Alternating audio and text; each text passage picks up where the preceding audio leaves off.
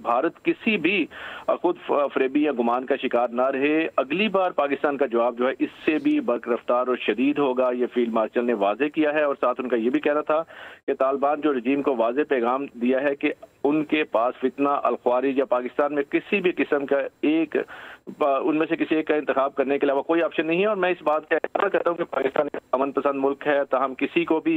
पाकिस्तान की खुदमुख्तारी इलाका इस्लामियत पर आँच और हमारे अज़्म को आजमाने की इजाज़त नहीं दी जाएगी। और बिल्कुल ऐसे ही डिफेंस जो फोर्सेज हेडक्वार्टर का जो क़याम है आज, क्योंकि उनको गार्ड ऑफ ऑनर भी पेश किया गया था, फिर तीनों उन्होंने जो सरबराह से खिताब भी किया और फिर उन्होंने वाज़ेह तौर पर कहा है कि जो हर सर्विस जो अपनी ऑपरेशनल तैयारियों के लिए अपनी इंफरादियत जो है बरकरार रखेगा, और लेकिन डिफेंस फोर्सेज का जो हेडक्वार्टर सर्विसेज के ऑपरेशन को मरबूत और हम आहंग करेगा, ये उनका पैगाम था। और यकीनी तौर पे ये जो आज नई उनको कमांड मिली है और नया जो उन्होंने जो खिताब किया है, उन्होंने ये पैगाम दिया है कि हर जो सर्विस है वो अपनी ऑपरेशनल तैयारी बरकरार रखी जाएगी और जो बाला कमांड की यकजहती के साथ साथ तीनों अफवाज अपने अंदरूनी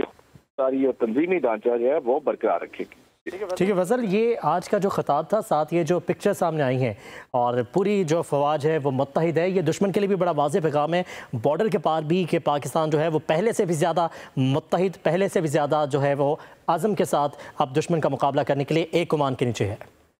बिल्कुल ऐसे ही उन्होंने एक तो भारत को भी वाज़ेह पैगाम दिया है, उसके साथ साथ जो तालिबान रजीम है उसको भी एक वाज़ेह और मुफस्सल जो है एक पैगाम दिया है कि कोई भी गलती जो है अगर की गई तो ये जानने के पाकिस्तान का तस्वर है, नाकाबिल तस्खीर है, किसी गलतफहमी ना भारत रहे और ना ही तालिबान रजीम है, कोई गलतफहमी जो अगर उन्होंने पाल रखी है तो जो है वो तीनों मुसल्लह जो अफवाज हैं जो वो मुत्तहिद हैं और इस कोई भी गलती करेगी तो ना सिर्फ जवाब जो है वो बरकरार होगा बल्कि मजीद जो स्ट्रांग जवाब दिया जाएगा। आइंदा आने वाली कई नस्लें जो है जवाब को जो भारत को दिया जाएगा और जो इसको याद रखेंगी। और यकीनी तौर पर जो रजीम है उसको भी ये वाज़ेह पैगाम है कि उनके पास फितना ख्वारिज हो या पाकिस्तान में से वो किसी एक का इंतखाब कर ले, उसके अलावा उनको कोई ऑप्शन उनके पास अब मौजूद नहीं है। अच्छा फैसल, कहिएगा कि जिस तरह से बॉर्डर मैनेजमेंट को बेहतर बनाने के लिए नई स्ट्रैटेजीज डिस्कस की गई हैं इस खिताब में, उसका प्रैक्टिकली ग्राउंड पर क्या इम्पैक्ट होगा? बिल्कुल देखें, क्योंकि बॉर्डर मैनेजमेंट को बेहतर करने के लिए और जैसे कि आपको पता है कि जो हमारा बॉर्डर का एक क्लैशेस चल रहे हैं, खासकर हम बात अफगानिस्तान के साथ जो बॉर्डर है, यकीनी तौर पे उसके हवाले से मजीद जो मौसर का जो अमल है, हिकमत अमली है, वो भी उस पर भी बातचीत जो है वो जारी है। और यकीनी तौर पे जो फील्ड मार्शल है उसको उस पर भी गहरी निगाह रखते हैं और जिस तरह रोजाना की बुनियाद पर ऑपरेशन किए जा रहे हैं, खुफिया इत्तला पर, इंटेलिजेंस पे ऑपरेशन किए जा रहे हैं, उसके साथ साथ बॉर्डर जो है उसको ज़ेर गौर की है वो भी। और जो बदलते हुए जो खतरात के पेश नज़र जो जरूरी है उसको ये भी कहा गया कि हम मल्टी डोमेन ऑपरेशन को तीनों अफवाज के साथ मुरतब निज़ाम को भी मजीद मजबूत करेंगे और रोजाना की बुनियाद पर ऑपरेशन करके पाकिस्तान ने यह तय कर लिया है कि मजीद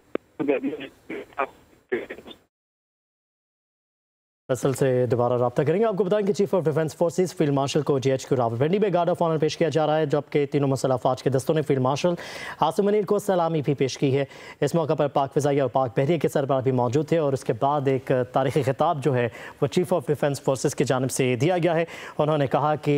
ज़रूरी है कि हम मल्टी डोमेन ऑपरेशन को तीनों अफवाज के मुत्तहिद निज़ाम के तहत मज़ीद बेहतर करें, जबकि बढ़ते और बदलते ख़तरात के पेश नज़र ऐसा करना ज़रूरी है। मज़ीद उन्होंने यह भी कहा कि हर सर्विस अपनी ऑपरेशनल तैयारियों के लिए अपनी इंफरादियत बरकरार रखेगी। डिफेंस फोर्सेस का हेडक्वार्टर सर्विसेज के ऑपरेशन को मजबूत और हम आहंग करेगा।